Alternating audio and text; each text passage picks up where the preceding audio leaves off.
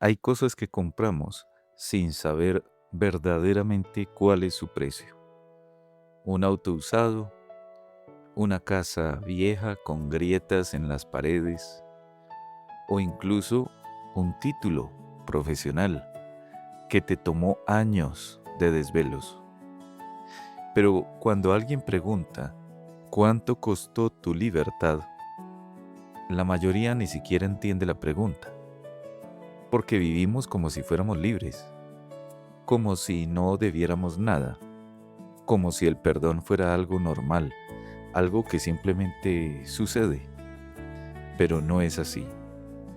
Hay un precio detrás de cada perdón, y si no sabes quién lo pagó, no sabes verdaderamente qué es lo que tienes. Creo que para el tema de este mes nos ha sido de mucha utilidad la imagen de un hombre en un tribunal, no en una sala de estas de hoy en día, modernas, con pantallas, con aire acondicionado, sino una sala antigua, con madera oscura y a veces con cierto olor a humedad. Estás parado frente al juez y en la mesa está un expediente que tiene tu nombre. Y cada página de ese expediente detalla algo que tú hiciste. Algunas cosas que seguro te acordarás perfectamente, pero otras que preferirías olvidar. Y muchas que ni siquiera consideraste importante en su momento, cuando las hiciste. Pero ahí están, en tu expediente. El juez abre ese expediente, lee en voz alta, y con cada palabra sientes que cada vez hay una mayor presión sobre ti. No hay manera de negar cada uno de sus actos. Todo lo tiene el juez documentado. Hay testigos, hay fechas, hay evidencias claras, innegables. Y entonces viene la sentencia. Hay una deuda enorme, impagable. No alcanzaría una vida entera para saldar esa deuda, ni siquiera 10 vidas. Y entonces te quedas paralizado, porque sabes que esto no tiene solución. No desde tu lado, no en tus manos. Pero justo en ese momento entra alguien a la sala, se acerca al juez, le habla quizá en voz baja y luego dice algo que no esperabas. El juez mira y finalmente dice: pagado es. Tú lo miras sin entender lo que está sucediendo. ¿Quién es esta persona? ¿Por qué haría algo así? ¿Qué ganó con esto? Y él solo te mira y te dice: ahora eres libre. Eso es lo que el apóstol Pablo está tratando de que entiendas en Efesios 1:7. Allí dice la Santa Escritura: en quien tenemos redención por su sangre, el perdón de pecados, según las riquezas de su gracia. Redención. Esa palabra no es solo hermosa, no es solo poética, es literal. En el mundo de antes, la redención era un término comercial. Se usaba en los mercados de esclavos. Cuando alguien compraba un esclavo para liberarlo, eso se llamaba redención. Había un precio, una transacción real. Había sangre, había sudor, había monedas sobre la mesa. Y Pablo usa exactamente esa imagen para describir lo que Cristo hizo. No te dio consejos para que salieras de tus problemas. Tampoco te enseñó técnicas de superación personal. Lo que hizo Cristo fue que te compró. Pagó el precio completo con su sangre en una cruz un viernes en la tarde. Y eso significa algo que muchos no quieren escuchar. Estabas en esclavitud. No eras libre antes de Cristo. No estabas simplemente buscando tu camino. tú estabas atado, tú estabas vendido bajo el dominio de algo que no podías controlar. Pablo lo dice en otro lugar. Él dijo, vendidos al pecado. Éramos como mercancía. Y el problema del pecado no es solo que te hace sentir mal, o que daña tus relaciones, o que te genera culpa.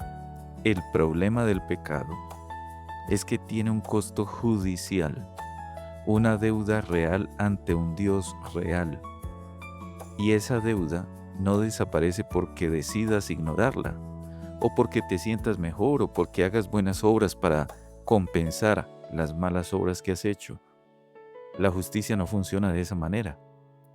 Si yo robo un banco y luego ayudo a 10 ancianas a cruzar la calle, sigo siendo un ladrón. La deuda sigue ahí. Entonces, ¿qué hace Dios?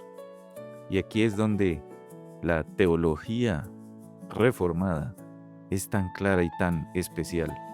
Dios no ignoró la deuda, no la minimizó, no dijo, bueno, no es tan grave.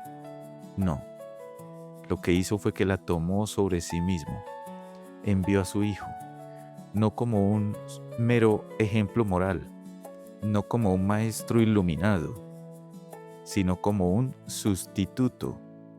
Jesús entró al tribunal, vio tu expediente y dijo, yo me hago cargo. Y la sangre que derramó no fue simbólica, fue real, fue literal, en un madero, con clavos, bajo el sol de aquel viernes a mediodía. Esa sangre fue el precio. Por eso Pablo dice, en quien tenemos redención por su sangre. No por tus esfuerzos, tampoco por tu sinceridad, tampoco porque estés muy comprometido con tu religión, sino por la sangre de Cristo. Pero considera la segunda parte del versículo que estamos meditando hoy. El perdón de pecados según las riquezas de su gracia. Perdón, dice allí.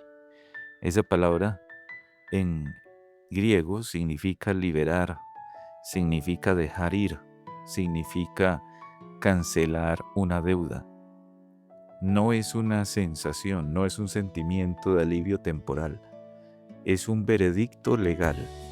Cuando Dios perdona, no está diciendo, olvidemos lo que pasó y dejémoslo así. No. Cuando Dios perdona, lo que está diciendo es, la deuda fue pagada. Ya no hay cargo en tu contra, estás libre. Y fíjate bien cómo dice el texto. Según las riquezas de su gracia. Pablo no dice fuera de sus riquezas, como si Dios sacara un poquito de su gracia y te lo diera. Dice es según las riquezas. Es decir, en proporción a su abundancia infinita. Cuando un millonario te da limosna, te da fuera de su riqueza, como lo que sobra. Pero cuando te hace heredero, te da según su riqueza. Dios no te perdonó con lo mínimo necesario, te perdonó con la totalidad de su gracia.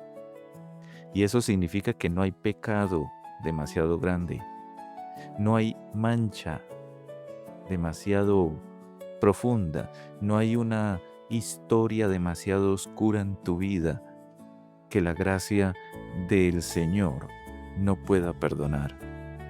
La gracia del Señor es más grande, pero la verdad es que toda esta verdad bíblica no es fácil de creer, porque estamos entrenados es para pensar que todo tenemos que ganarlo, que si algo es gratis, entonces no vale nada, que si no sufrimos por algo, entonces no lo merecemos.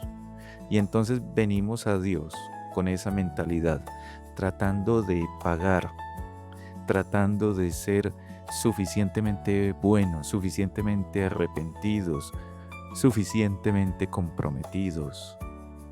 Y Dios nos mira y nos dice, como que no estás entendiendo. Esto no se gana, esto se recibe, esto no se merece, esto se acepta. Y ahí está la lucha más grande del creyente, aprender a recibir por gracia. Porque recibir implica admitir que no podemos ganarlo, que no podemos o no tenemos con qué ganarlo, que estamos en la quiebra espiritual. Y eso, por supuesto, nos hiere el orgullo. Pero es la única manera de entrar en la gracia. Así que cada día cuando te levantes, deja de intentar pagar por tu salvación. Más bien, invoca el nombre del Señor en oración. Acude a su santa palabra y pídele que cada día te ayude a ser más santo para Él, a santificarte. Y esto sin olvidar que tu trabajo no es sumar méritos, sino más bien descansar en el único que tiene el mérito, en Cristo. Y si verdaderamente has entendido lo que costó tu libertad, no puedes vivir indiferentemente. Debes de tener un corazón agradecido para con aquel que te amó y te salvó y pagó el precio que tú no podías pagar. Así que confía en la obra completa, perfecta de Cristo Jesús y vive como lo que ahora eres, un redimido por su sangre, un hombre o mujer libre, no porque lo merezcas, sino porque Cristo hizo la obra.